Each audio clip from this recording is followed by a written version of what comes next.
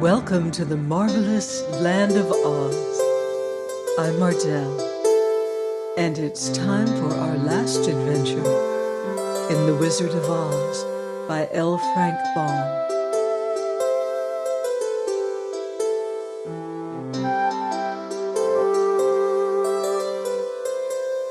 Chapter 23.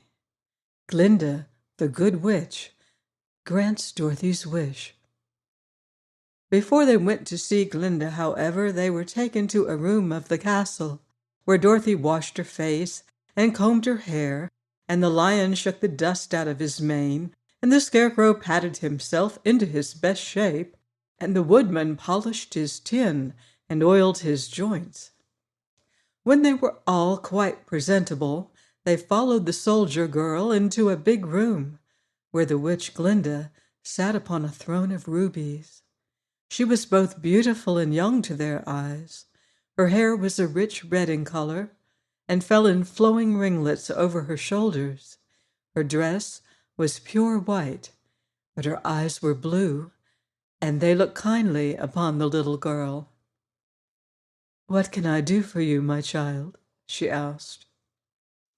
Dorothy told the witch all her story, how the cyclone had brought her to the land of Oz, how she had found her companions, and of the wonderful adventures they had met with. "My greatest wish now," she added, "is to get back to Kansas, for Aunt Em will surely think something dreadful has happened to me, and that will make her put on mourning, and unless the crops are better this year than they were last, I'm sure Uncle Henry cannot afford it." Glinda leaned forward and kissed the sweet upturned face of the loving little girl. "Bless your dear heart," she said. "I'm sure I can tell you of a way to get back to Kansas." Then she added, "But if I do, you must give me the golden cap." "Willingly," exclaimed Dorothy. "Indeed, it is of no use to me now, and when you have it, you can command the winged monkeys 3 times." "And I think I shall need their service just those 3 times," answered Glinda, smiling. Dorothy then gave her the golden cap, and the witch said to the scarecrow, "What will you do when Dorothy has left us?" "I will return to the Emerald City," he replied, "for Oz has made me its ruler, and the people like me. The only thing that worries me is how to cross the Hill of the Hammerheads."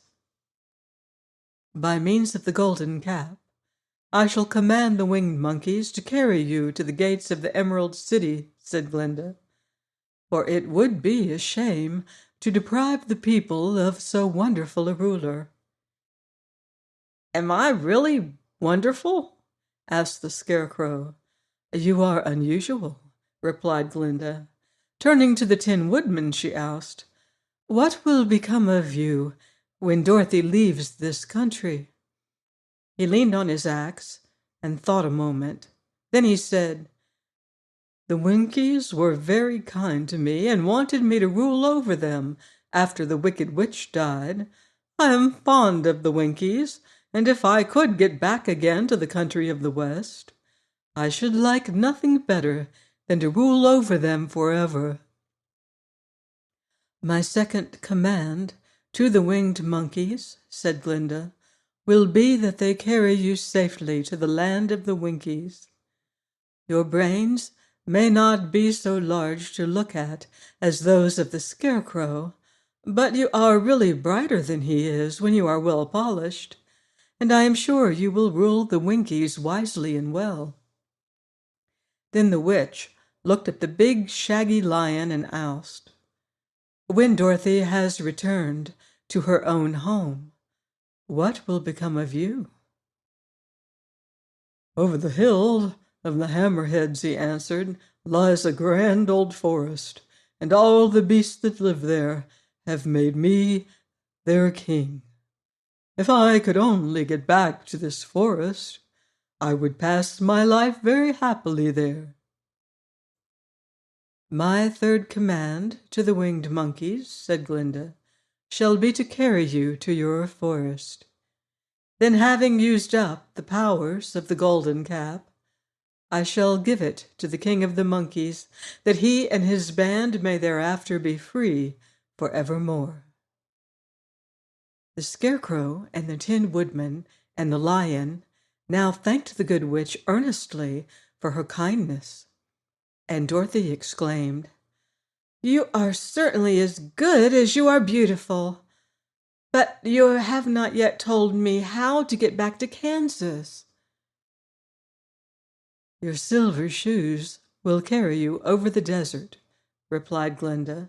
"If you had known their power, you could have gone back to your Aunt Em the very first day you came to this country."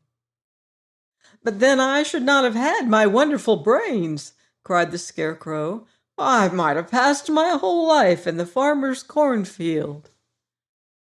"And I should not have had my lovely heart," said the Tin Woodman.